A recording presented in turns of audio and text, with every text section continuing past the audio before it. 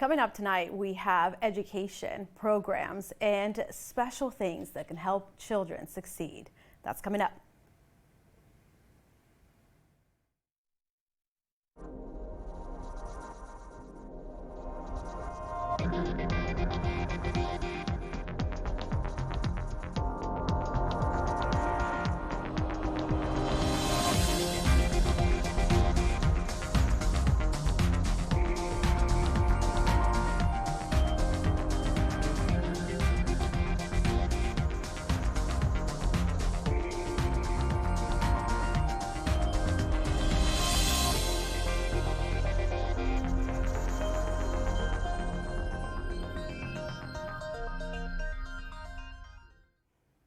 Good evening and thank you for joining us. This is LiveWire and I'm Wendy Aguilar.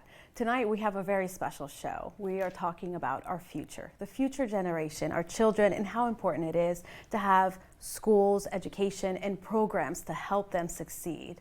And here tonight to talk a little bit more about these programs and these schools, I have Jason Sample. And Jason's Deputy Superintendent of Gateway Community Charters. How are you, Jason? I'm great, Wendy. Thank you so much for having me here tonight. It's good to be here. Thank you. Thank you for being here. So tell us a little bit about your schools. Yeah, so Gateway Community Charters, we're here in the greater Sacramento region. We have 9 schools that serve students in a number of different ways, primarily at risk or at promise students, as we like to say within our area, vulnerable youth who have been disenfranchised, underserved. One of the big things that we really believe is that one size doesn't fit all and that students need many options to be successful. Yes, definitely. And especially with this time, they need different options. And Yes. Not everybody learns the same way. So it's important to have all these options for our students. So I wanted to ask, what programs does the GCC Foundation support? So our Gateway Community Charters Foundation, GCC, we support a number of programs, primarily around career technical education and helping our students understand that there are many pathways to their future and their success. Some will go the college pathway, others will go the career, the industry, the construction, or maybe other, what I like to call industry standard jobs. And so we really try to prepare our students when they leave. The other population that we really serve is a huge English learner population. Families that are primarily Slavic in nature or Latino in nature, and we work with those families to really give them the skills that they need, and the students, the skills that they need to be successful in a global economy. We have 3 international baccalaureate schools that really integrate both foreign language as well as the arts and humanitarians within the work that students do as part of their core curriculum. Wow, that's amazing. How many students does your district have? So we serve about 5,400 students in grades TK through 12. We serve students in both what I call a classroom base, so your traditional, come to class Monday through Friday, and in a non-classroom base. Again, looking and serving those students who need multiple options to be successful.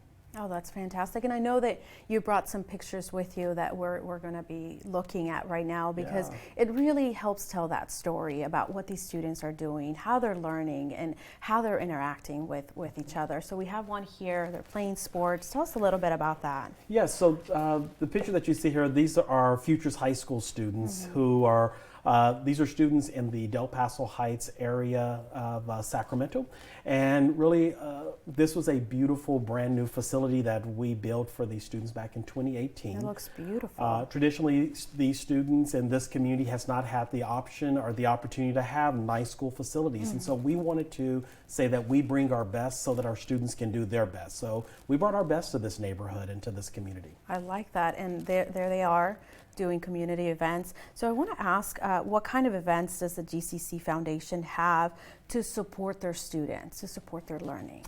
So we do a number of different types of events. Some of our events are what I would call your traditional golf tournaments and crab feed dinners, but some of the heart of what we do is we try to do events that are connected to our program. So one of the pictures that you saw across there was our partnership with the Yolo County Food Bank to actually bring a farmer's market to our students once a week and to bring fresh produce. And so we try to do a number of community events because we feel that as an educational system, we have a responsibility to serve our community and to be engaged with our community. And of course, you're part of the community. And what kind of student population does the GCC Foundation and the GCC support? So again, we serve every student that comes in to our door. We have a significant English language learner population that we've served. We have been in existence we're going into our 20th year. Over that time, we grew from a school of 300 to what we are today. And we serve a number of students who more recently are coming into the United States. So we serve a significant Ukrainian population as they begin to come into our community, as well as a number of Afghan refugees. As those families come into the neighborhood, we are beginning to serve them and provide not only educational services, but also family support and community social services. That's so wonderful and so important to have those opportunities, especially for the families who don't speak the language. I know, coming into this country, not speaking English, and it's difficult for the families, right? So you have resources available for all these families in their native language where they can communicate with someone? Yes. We have staff that are representative of each of these communities that are on our school campuses. And when we can't find the staff on our school campus, we go out and we seek through our community partners to bring those resources to our families. That's so important, so powerful, and definitely is going to help and make a huge impact on the lives of these students. And the most exciting part is to see them, how happy they are, how excited they are with their cap and gown when they're graduating. I know prom is probably happening around this time. They're so happy. Yes, they are. So prom is going on. And then next week, we actually are moving to I call it the season of ceremonies with, as you say, our graduations. And one of the special stories that always touch my heart is that at one of our schools, Sacramento Academic Vocational Academy, our principal will, in the midst of the ceremony, say, can we have, students who you're the first in your family to graduate? And I will tell you, when you see more than half of our graduates stand as being the first in their family to graduate, it tugs at your heart because it really lets you know that you're giving these students who maybe weren't successful at their traditional school, you're giving them an option to be successful. Oh, this touches my heart. I feel it. I was a first generation to graduate, and that's definitely, it takes a village, right? And so it's the parents communicating with the staff. What's that community like for teachers and staff all working together to help these kids succeed? So one of the things that I think is core to us is a bit of our culture. All of our schools are Capturing Kids' Hearts National Showcase Schools, which is a program that says that if you want to capture a kid's mind, you got to first capture their heart. And then Gateway Community Charters as an organization, we are a National Showcase District. And again, it's that commitment to say that we work to capture and work with the needs of our students and their families in order to be able to educate them. Yeah, this is fantastic. I'm sure for anyone who's watching out there, they're going to want more information about these programs, these schools. Where can they go to get more information about your schools? So they can visit our website at gcccharters.org. Or, they can... Social media. I was just going to say, or they can find us on social media. Of course. We're on all the platforms, Facebook, Instagram, Twitter, as GCC_charters. So we encourage everyone, come check us out, come be a part of what we're doing and how we're serving our community. That's fantastic. Now, just because the kids are graduating and they're off to summer break, it doesn't end there, right? You have summer events that are coming up as well. We do. So we have a few things happening this summer. One of the first things is our Firehouse Cafe, which is a cafe that we have in the Del Paso Heights community that's all student ran. And we are taking that cafe to capture the living history of our community pioneers and residents. So this summer that will be available for our community to come in and leave their piece of their history. Also, we have our family movie night where we're just inviting anyone in the community. If you're looking for a place, come to the GCC Theater, enjoy a movie. We're doing one in June and one in July just to enjoy You don't have to be one of our students. You don't have to be part of our program, but our foundation wants to do this for our community. So anyone in the community can participate? Anyone, yes. What is that like for you when you see these families coming together, maybe over the summer when they don't have to come together? What is that like for you? I think for us, it's just special. You know, we have gone obviously through a couple of years where we haven't been together, and to bring people back together has just been core to, again, if you capture their hearts, you'll capture their minds. So it's our vision to bring our community together, provide resources. So yes, you're going to watch a movie, but we're also going to have resources that you may need. If you need health information, if you need vaccination information, we're going to have all of that there for our community. Because again, we see ourselves as a piece of the community. You're definitely a piece of the community, and I'm sure parents and students really appreciate all the work that you guys are doing out there. For the students who are graduating, what's their message for them? So our message has always just kind of been this message of hope. This year, we've been telling our students two things. One, be brave, and two, we rise. Really saying that, you know, it's the vision of the lotus flower. So from out of, you know, the mud, the dirt, you rise, and you rise strong. So be brave in your future. Be brave with what you're going to do in this life. And you're always welcome to come back to the GCC and help and serve and, well, become a board member on our foundation board. Oh, there you go. There you go. That's definitely a strong message, not just for students. I'm going to take that with me. And talk about, you mentioned come back. Do you have students that are coming back perhaps to teach or to serve in any capacity at your schools? Yeah, so this year we kind of taken on a challenge to where we've been highlighting our alumni who have came back to the GCC and they're beginning to graduate. Even today we had a foundation board meeting where one of our alumni who went through our program in elementary and high school has now came back. He's a business owner and he's now a member of our foundation board, helping to basically help us spread this message to other students. We have a number of former students who are now our staff members, and so we encourage our students to come back and reinvest in their community, reinvest in other students. I bet it's quite a feeling to see them and to see them interacting, to share that message of hope, right? What is the most important thing for you, for your students to take with them? So I think for us, the most important thing that we want our students to take is that they can overcome any obstacle, they can overcome any barrier or any hurdle in this life if they just try. Just stick with it. You know, we were sharing with some of our students just this week a number of the professional athletes who have now gone and completed their college degrees, and we're sharing that message that it's never too late. It's never too late to get your high school diploma. It's never too late to graduate. It's never too late to start a career. It's never too late.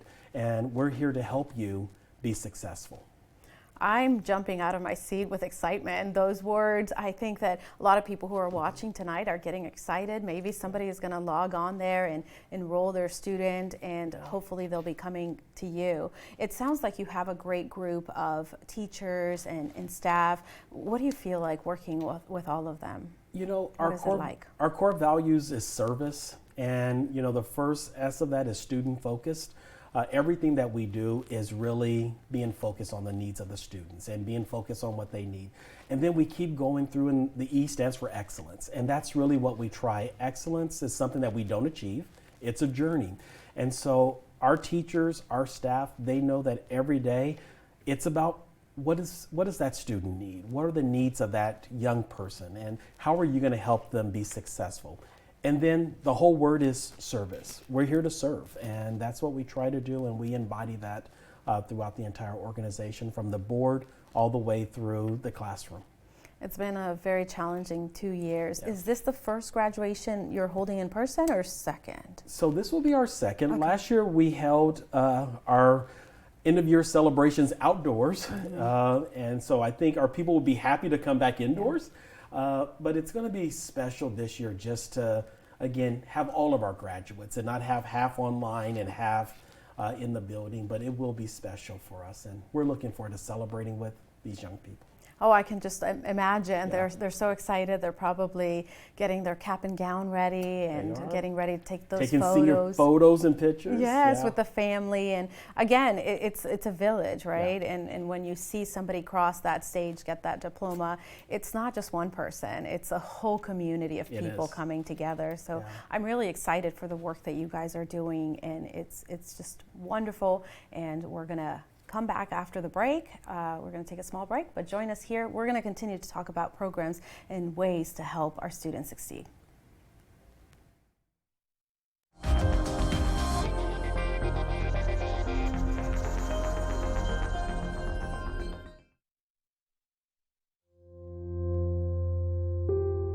Every year, tens of thousands of young people experience homelessness.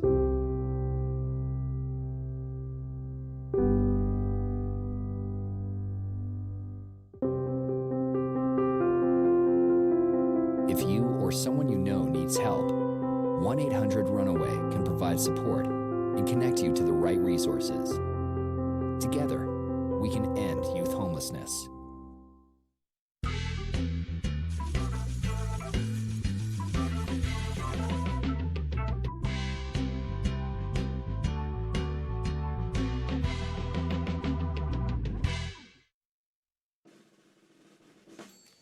So there you are. It's flu season, and you're over 65 like me. You might be forgetting something serious. Your annual flu shot. The flu can be life-threatening, especially if you have chronic conditions like diabetes and heart disease, which can worsen with the flu. The immune system weakens with age. Ask about a flu vaccine option made specifically for us. Visit ncoa.org/flu to learn more and talk to your doctor about vaccine options for people 65 and older. I'm Wendy Aguilar. Thank you so much for joining us. As I said at the beginning of this show, we are talking about our future, the next generation, and children, and how important it is to give them the tools and the resources that they need to be successful. So we have another guest here joining us tonight, Jaron Dumas. Tell us about your organization and how you're hoping to help children. Yes, well, first and foremost, I want to say thank you guys for having me. Thank you for being here. Blessing me, in this presence. I appreciate it so much. But so Project Limitless, like you said, it's important for kids to have the tools, and that's something that's super passionate to me because, I come from Kansas City, Missouri, where the inner city where, kids don't have a lot of resources. So that's why, I've been blessed and fortunate to be in a position to, lead charge, to be able to bring resources any way I can. So what we're doing, Project Limitless, we're basically, it's funny because you guys have a segment on your cup that says, making a difference one voice at a time. Our tagline is building social capital one book at a time. So with Project Limitless, what we're doing is incentivizing underserved youth to read books. And the books that we have them read are self-development books. So you got your positive psychology, emotional intelligence, mental health, financial literacy, things that can really help them, along the way, from childhood to development. So one of the way, or a few of the ways we're incentivizing them is, through money, gift cards, access to technology, access to keynote speakers, field trips, entertainment, and things of that nature. So that's kind of in a nutshell what we're doing at Project Limitless. This is exciting. It sounds like such a wonderful opportunity for children in our community. How did you get started with this? You know what, it's funny. I got started, so there's a few different ways to spend it, but reading is kind of my thing. I was an athlete for most of my life, but reading is like my thing now. Yeah, it's my go-to. It keeps me sharp. So I actually read a book a couple years ago called Limitless by Jim Quick. Yes. And he's a brain doctor, and he talks about how he helps actors, executives really tap into peak performance. And one of the things he talked about early on in the book is how, there's this myth of, being a product of your environment, right? He believes that through brain work, you can basically break out of that limit.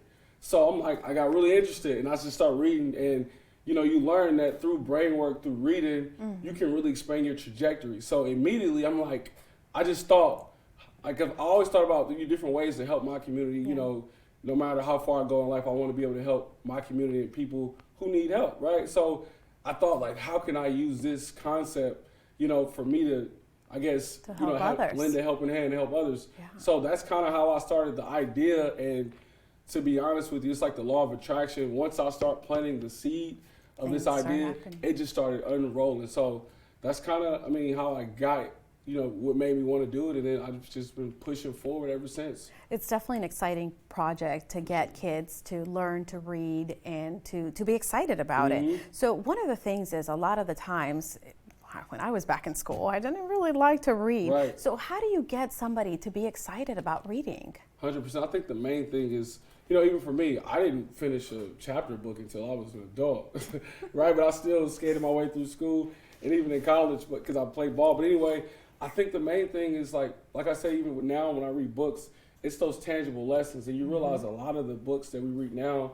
especially like these financial books, self-development, all they're doing is pulling stories from existing journeys of other people. So I think the main thing is just making it tangible for kids to really relate to. And that's why you have the incentives where, we're giving you money, we're giving you, access to technology. So one of the kind of short stories that really resonate on how I came up with the concept of incentives. When I was younger in Kansas City, we had this, like in the inner city, we had this summer school program. And what they did was to get kids to go to school, to not be out, in the streets. They incentivized, if you went to school every day, or summer school every day, perfect attendance, you got $100. You miss one day, you get $99. Now, granted, everybody did it. Everybody bought a pair of Air Force One tennis shoes, right? But it's like the concept worked. Yeah. It's like, what if you have a concept like that works, but on the other side of it, there's this toolbox of how to unlock another, dimension of your brain, and that's kind of what, like I said, that's how I'm using that concept to allow me to, get kids excited to read. I like it. I like it a lot. So who can participate? So yeah, anybody can participate.